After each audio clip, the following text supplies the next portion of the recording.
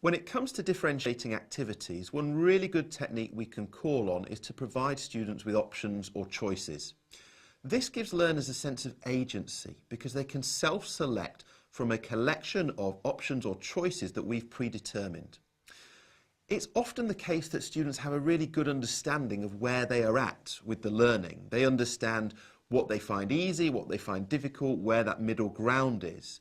This will of course vary from learner to learner, but as a rule of thumb it's a pretty good one to be working with. So when you provide options or choices, you can usually be fairly confident that students will make an accurate decision about the kind of option or choice which is going to suit them, which is going to challenge them, but which they're also going to be able to do successfully. When you provide options and choices, you're also able to cater for a variety of needs, and you can do this in one of two ways.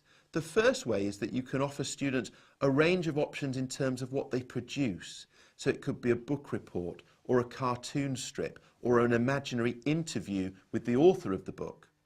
The other option is that you provide a similar task for all students, but you provide, say, 5 choices, and as the choices go up, so the task gets more complex or more difficult.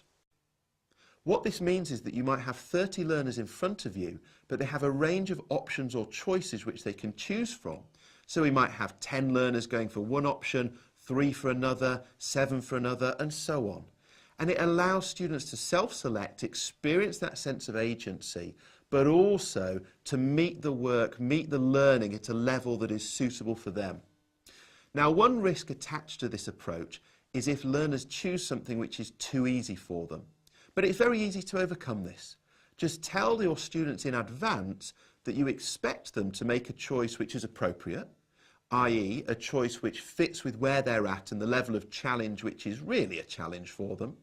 And then you can also circulate at the beginning of the task and just keep your eye open. And if any learners have selected something which you think is too easy for them, you can invite them to make a different choice instead. Golden nugget. Providing students with options and choices means they can self-select from a predetermined selection of tasks that you provide.